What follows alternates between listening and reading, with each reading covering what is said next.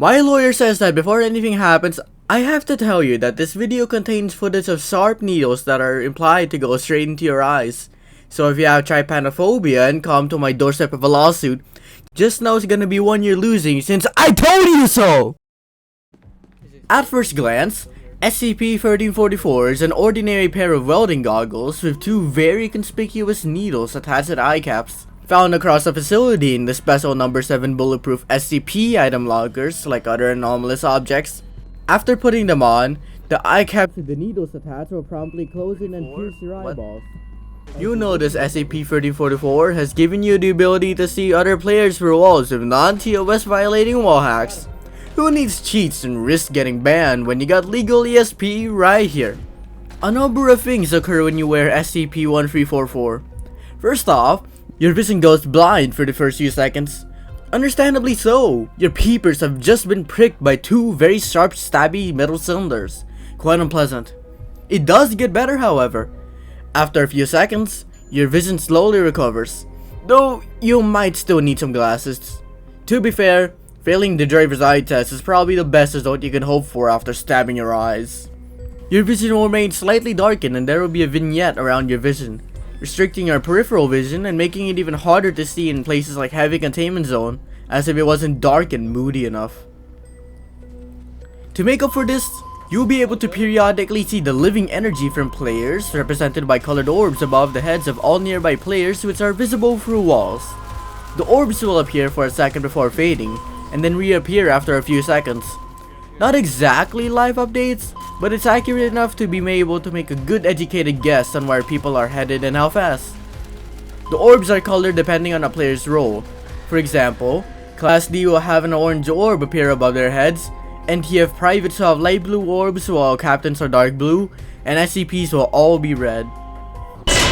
SCP-079 will not have an orb since it's not quite living anyways. Players that wear SCP-268, the Cap of Neglect, can still be detected by players wearing SCP-134, and will show up as a purple orb but does not tell you information about that player's affiliation.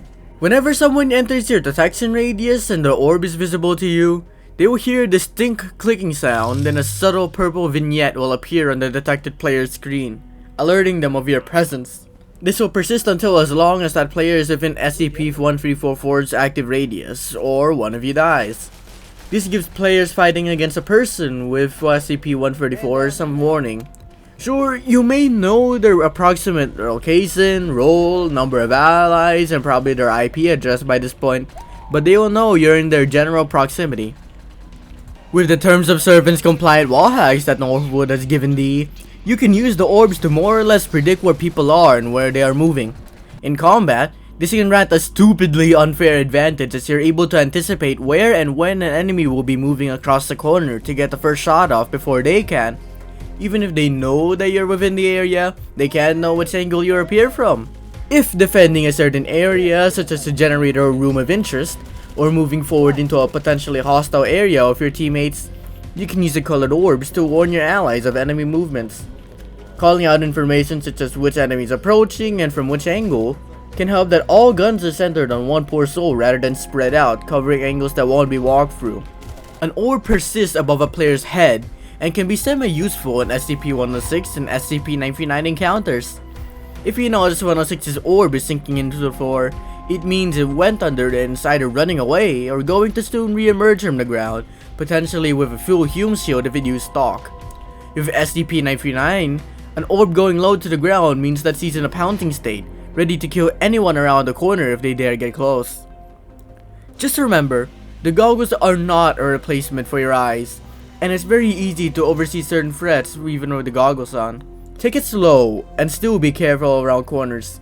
Bullets will still hurt and you can still die very quickly, so never underestimate your foes.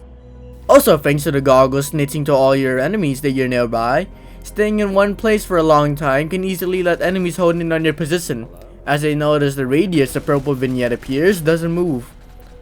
If you notice the SCP-1344 detection sound in a purple vignette, keep your guard up. You never know when they might strike. Check your corners and potential hiding spots. SCP-1344 is a high value item, and it's best to dispatch of the threat sooner rather than later. Oh, and You want some advice of mine? Don't try to take the goggles off or get detained. Surrender is not a good idea once you put on the goggles.